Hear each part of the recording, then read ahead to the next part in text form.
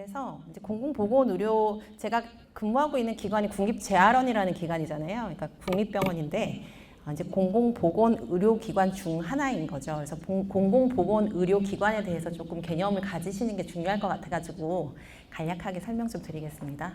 아시겠지만 공공보건의료라는 거는 국민의 보편적인 의용을 보장하고 건강을 보호 증진하는 모든 활동을 말한다는 거 학교에서 배우셨을 거예요.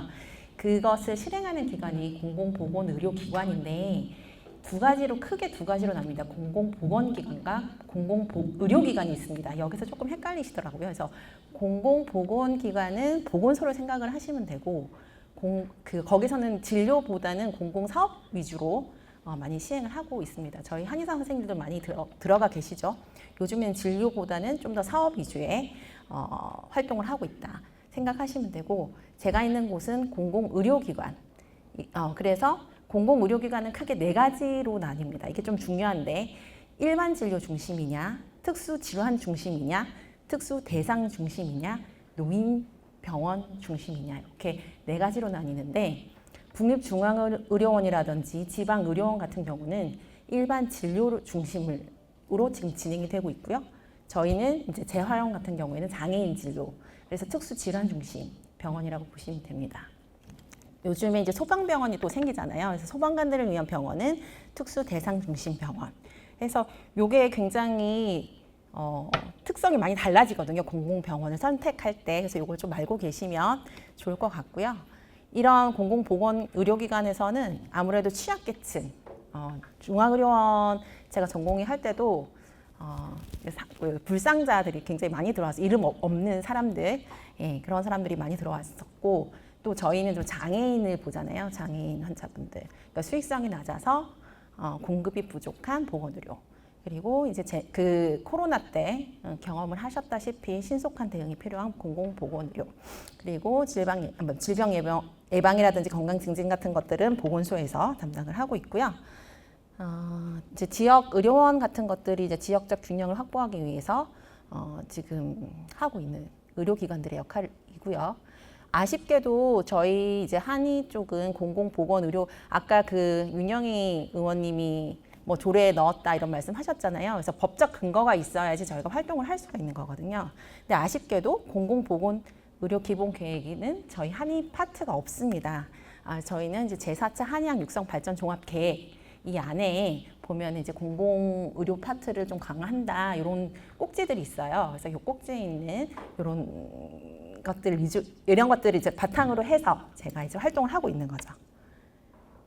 저희 그 국내에는, 이제 한국에는 2021년 기준 337개 이제 공공의료기관 중에 총 한 119개가 개설이 돼 있어요.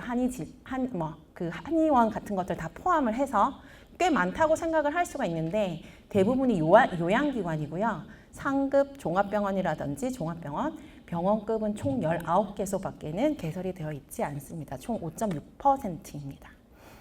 그래서 보시면 국립중앙의료원, 이렇게 부산대학교 병원, 여기 부산에서 오신 분들 계실 것 같은데, 부산대학병원 이제 한의과, 여기는 근데 한 3년 전에 폐과가 됐어요.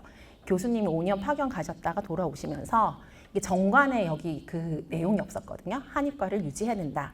그 내용이 없으니까 이제 아쉽게도 좀 폐과가 됐습니다. 나머지 뭐 서울의료원, 북부병원, 그리고 저희 재활원, 보훈병원, 이런 곳들이 이제 저희가 정관이 있고 정규직으로 뽑히는 이런 곳이에요. 이런 곳들 이외에는 좀 계약직으로 잠깐 1년씩 뽑기 때문에 좀 진료의 연속성이 좀 떨어지고요. 계시는 분들이 굉장히 고생을 많이 하고 계십니다. 지금 의정부 병원에 한 분이 계시고, 그리고 성남의료원이 생겨가지고 최근에 계신 걸로 알고 있습니다. 굉장히 잘 하고 계신 걸로 알고 있습니다. 그래서 지방의료원에는 조금 오래 계신 분들이 적다, 이렇게 생각하시면 되고요. 저희 재활원에 대해서 설명을 조금 드리면, 저희는 49년도에 이제 장애인 시설로 시작을 해서 94년도에 재활병원이 만들어졌고, 이제 08년도 재활연구소, 10년도에 한방재활의학과, 12년도에 한방내과, 이렇게 해서 그 2010년 내외 이때 굉장히 재활원이 조금 많이 폭발적으로 병상이 증가하면서 과들이 많이 생겼어요. 그때 저희가 들어가게 됐는데 지금 보시면은 다른 병원하고 조금 특이하게 다른 거는 한방재활학과랑 한방내과는 그 두 과가 있거든요. 저희가 두 과에 3명의 한의사가 지금 근무를 하고 있는데 다른 뭐 경희의료원이라든지 다른 대학병원처럼 따로따로 기관이 분리되어 있지는 않고 한 재활병원 안에 의과도 있고 한의과도 있고 해서 한 기관 안에 기관 내 협진이라고 해서 기관 안에서 같이 지내고 있습니다. 그러다 보니까 굉장히 밀접하고 관계가 협진이 다른 기관보다는 저희는 잘 이루어지고 있거든요. 그리고 또 중요한 특징이 저희는 재활병원만 있는 게 아니고 연구소도 있고 장애인들이 이제 같이 장애인 사업을 담당하고 있는 보건의료센터라든지 건강검진센터라든지 뭐 중앙보조기기센터라든지 여러 가지 사업 부서들이 있어요. 그 사업 부서들이 하고 같이 협력해서 일을 하고 할 수 있다. 장애인 주치 제도 같은 것들도 저희 장애인 중앙보건의료센터에서 만들고 있거든요. 그래서 아직 한의사 장애인 주치 제도는 없기 때문에 이런 것들을 같이 논의해서 진행시킬 수 있다. 이런 것들을 좀 보시면 좋을 것 같습니다. 그래서 저희가 이제 제가 재활원에서 하는 일은 장애인 진료라든지 같이 협진, 장애인 건강관리 뭐 이런 것들을 하고 있는데요. 이 처음에 설치가 됐을 땐 굉장히 힘들었어요. 어려웠어요. 아시다시피 의사들은 그렇게 막 한의에 대해 잘 모르잖아요. 뭐 인정을 해주기 싫고 좋고를 떠나서 우선은 굉장히 몰라요. 아무것도 모르기 때문에. 근데 저도 재활의학과에 대해서는 아는 바가 없고 해서 한 1년 동안은 서로 같이 교육을 하는 자리를 많이 가졌어요. 전공의 교육에 제가 들어가기도 하고 그 전공의들의 교육도 제가 하고 이런 식으로 해서 1년 정도 이제 회진도 같이 돌고 뭐 이런 시간을 가졌거든요.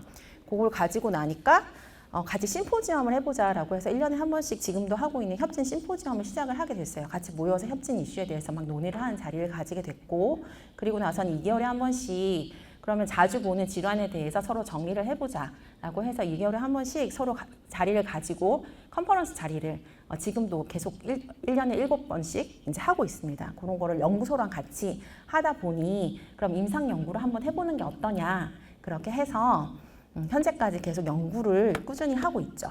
그래서 지금 제가 하고 있는 연구들이고요. 처음 2013년도에 뇌졸중 재활기 어깨 통증 환자에 대해서 임상 연구를 RCT 연구 포함해서 하게 되었고 그 다음에 척수 손상 환자 통증 그리고 뇌졸중 환자의 상지 경지 지금은 이제 거짓침을 개발을 해서 좀 더 임상 연구를 잘해보고자 해서 연구소 선생님들하고 같이 연구소에도 한의사분이 한 분 계시거든요. 그래서 그분하고 같이 지금 연구를 꾸준히 하고 있어요. 이렇게 연구 데이터들도 정리해서 보고서로 내고 뭐 논문으로 발표도 하고 그리고 이게 이제 심포지엄 저희가 이제 1회 때 심포지엄이거든요. 그리고 이거는 저희 지금 최근에 했던 저희 24년도 6월 14일 날 했던 그때는 장애인 건강 통계에 보면 한의 파트가 전혀 파트가 전혀 나와 있지 않아요. 이렇게 코딩을 할 때 한의 진료를 받았냐 안 받았냐 이렇게 문항 하나만 넣어주면 우리가 연구를 할 때 장애인들은 한의 진료를 받고 뭐 이런 식으로 삶의 질이 얼마큼 좋아졌어요 이런 데이터를 쓸 수 있는데 그렇게 해주지 않는 거예요. 그래서 그렇게 좀 해달라고 부탁드리는 자리를 마련을 했죠. 왜냐하면 장애인 건강 보건 통계가 저희 재활연구소에서 나오기 때문에 거기 이제 그 담당자를 같이 모셔서 하고 그분한테 굉장히 긍정적으로 한의 파트에 대한 심포지엄을 앞으로 한 번 더 열겠다 그런 확답을 받아내는 자리였던 것 같습니다. 그리고 이제 저희가 이제 협진 연구를 하게 되니까 자연스럽게 환자를 어떤 식으로 그러니까 그 대상자 모집이 약간 환자 협진 컨설트 모집처럼 된 거예요. 그래서 어떤 분들을 컨설트를 줘야 될지 이런 것들이 이제 그 양방 쪽에도 데이터가 쌓이다 보니까 이렇게 입원을 해서 한의과 치료 적응증이 되면 한의과 협진 의뢰하는 이런 시스템들이 자연스럽게 만들어져서 지금까지 잘 진행이 되고 있고요. 협진에 대한 만족도도 제가 조사해 본 바로는 굉장히 높았습니다. 여기서 이제 저는 아무래도 한방재활의학과 자체를 운영을 하고 진료를 대부분 보죠. 하지만 이 기관에서 제가 좀 다르게 할 수 있었던 거는 임상 연구를 좀 겁없이 처음에 좀 시작을 했던 것. 처음에 와서 임상 연구를 바로 저 5분 남은 거죠, 지금. 그죠? 20분까지 하면 되나요? 아까 4분에 시작했는데. 네, 한방 연구를 바로 시작할 수는 없었어요. 그래서 이제 재활 연구에 그냥 들어가서 제가 어느 정도의 그 연구를 할 수 있는 능력을 가지고 있는지를 좀 보여줘야 됐습니다. 그래서 그냥 일반 연구원으로 뭐 부장님이 하는 연구, 원장님이 하는 연구에 들어가서 이렇게 역할을 좀 수행을 하면서 2, 3년 동안 그 장애인 삶의 질 연구회라고 있었거든요. 저희 부장님이 하시는 거기 들어가서 제가 할 수 있는 뭐 질적 연구도 막 수행을 하고, 그러니까 한의 연구랑은 전혀 상관없는 재활 연구를 많이 수행했어요. 그래서 거기서 능력을 인정받아서 임상 연구들을 받아서 진행을 하게 되었던 것 같습니다. 그래서 지금까지 세미나도 개최하고 컨퍼런스도 하게 되고 한 것들이 이제 거기서 어느 정도 개인 능력을 인정받은 것 때문이라고 저는 생각을 하고 있거든요. 그래서 이제 앞에 이제 프로필을 잠깐 가면 제가 어떤 커리어를 좀 쌓으면 좋을지 여기서 많은 고민들을 아마 하실 것 같아요. 그래서 앞에서도 많이 말씀해 주셨지만 저는 뭐 한의 쪽으로 쭉 커리어를 쌓는 것도 중요하긴 한데 저는 1학년 때부터 딱 하고 싶었던 게 이상하게 뭐 한의 쪽으로 진료를 정한다기보다는 좀 다른 일을 하고 싶다. 그래서 서울대학교 보건대학원에 선배들이 그때 많이 가진 않았거든요. 그래서 제가 1학년 때 6학년이 어떤 본사 선배 언니가 가는 걸 보고 저런 곳이 있구나 알아가지고 거기를 가는 게 제 1번 목표가 됐어요. 그래서 보건역학으로 저는 석사를 했고요. 아까 전에 다른 분은 여기 발표하신 분은 아니고 아까 상 받으신 분은 보건경제를 하셨더라고요. 그래서 보건역학은 좀 연구, 이제 임상연구라든지 연구 방법론을 배우는 곳이니까 거기 가서 그걸 배우고 나서 그리고 나서 이제 국립중앙의료원이라는 곳도 우연히 들어가게 됐는데 그 단지 서울대 보건대학원을 지원을 하니까 그때 해화동에 있었거든요. 바로 옆에 중앙의료원이 있는데 전공이 인턴 지원자가 비었어. 너 해볼래? 해서 가게 됐어요. 그래서 임상은 할 생각이 없었는데 우연히 임상을 시작을 해서 갔더니 거기가 그때는 지금은 보건복지부 산하기관이 아닌데 그 당시만 해도 산하기관이어서 국가 정책이 그 병원 내부에서 이렇게 시행되는 게 막 보이는 거예요. 그래서 한의 파트가 이렇게 공공 부분에 많이 좀 자리 잡는 게 중요하구나. 그때 금연 사업도 하고 막 이랬었거든요. 지금은 아니 그때 막 방송에도 많이 나오고 금연 사업하면서 외부에서 이제 환자분들도 많이 오고 뭐 금연침도 막 이슈가 되고 했었는데 그런 모습들을 많이 보면서 필요하구나. 한의학이 자리 잡으려면 이런 활동들이 필요하구나라는 것들을 국립중앙의료에서 많이 느꼈던 것 같습니다. 그래서 이제 중간에 뜬금없이 함소화에도 들어가게 돼요. 왜냐면 바로 뭐 이렇게 할 수 없으니까 함소화에 가서 이제 침구과 전문의를 따고 나오니까 이제 함소화가 그땐 유행이었거든요. 들어가는 게. 그래서 함소화에 가서 또 열심히 진료를 했는데 다행히 함소화를 하니까 함소화 한의원에서 저는 한방 그 진료에 대한 약간 신뢰를 많이 쌓았던 것 같아요. 안 그랬으면은 이게 한약이 효과가 있을까? 뭐 이런 의구심을 품었을 수도 있을 것 같은데 많은 경험을 해보고 한약 치료를 많이 해보면서 한약이 이렇게 좋구나라는 약간 신뢰를 많이 가졌던 것 같고요. 이런 것들이 토대가 돼서 지금 재활원에서 저는 이제 장애인을 대상으로 진료를 하고 있으니까 몇 분 남았네요. 끝나는 것 2분 남았네요. 네. 이제 장애인을 대상으로 해서 이런 것들을 제가 가지고 있는 역량들을 토대로 해서 데이터도 쌓고 연구도 하고 싶다. 이런 생각을 지금 가지고 근무를 하고 있고요. 국립병원에 오시면 제일 먼저 아셔야 되는 게 이게 안정적이라고 적어놨는데 국립병원 정관에 아까 말씀드린 있는 정규직인 병원은 굉장히 안정적일 수 있어요. 근데 몇 군데가 안 돼서 저희가 퇴직할 때까지 기다리셔야 돼요. 그래서 그게 좀 단점입니다. 자리를 아까 윤영희 의원님 이런 분들이 좀 많이 만들어 주셔야 돼요. 그런 자리들을. 그래서 그런 자리 굉장히 좋은데 그리고 또 월급이 너무 적어요. 그렇기 때문에 그런 것들을 감안하셔서 국가 정책에 조금 관심이 있고 내가 이렇게 공공의료 시스템 좀 취약계층을 위해서 활동을 해보고 싶다라는 생각을 가지지 않는 이상은 저는 연구에 관심이 있었으니까 조금 연구를 할 수 있다는 메리트 때문에 남아있긴 하는 거거든요. 그래서 그런 자기만의 그런 장점을 찾지 않으면 이 기관에서는 매너리즘에 좀 빠지기가 쉬운 것 같습니다. 왜냐하면 끌어주는 사람이 없거든요. 그래서 그런 것들 잘 생각하셔가지고 정하셨으면 좋겠고요.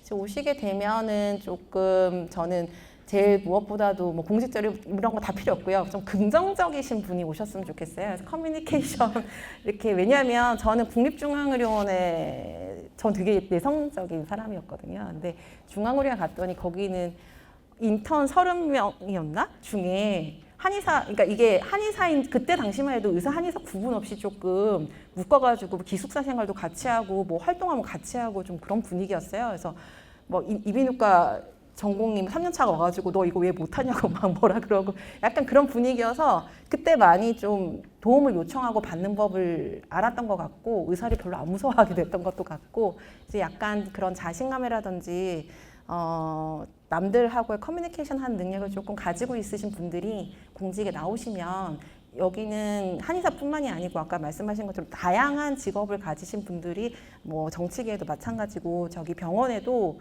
뭐 의사만 있을 것 같지만 간호사 선생님들도 계시고 뭐 치료사 선생님들도 계시고 다른 행정하시는 분들도 많이 계시거든요. 그래서 그런 커뮤니케이션을 통해서 좀 힘을 받고 일을 하시면 충분히 성공하시지 않을까 이런 생각을 합니다. 제가 좀 너무 많은 분들이 계셔가지고 목소리 좀 떨면서 얘기를 했는데 네, 좀 도움이 되셨으면 좋겠습니다. 이상으로 마치겠습니다. 네.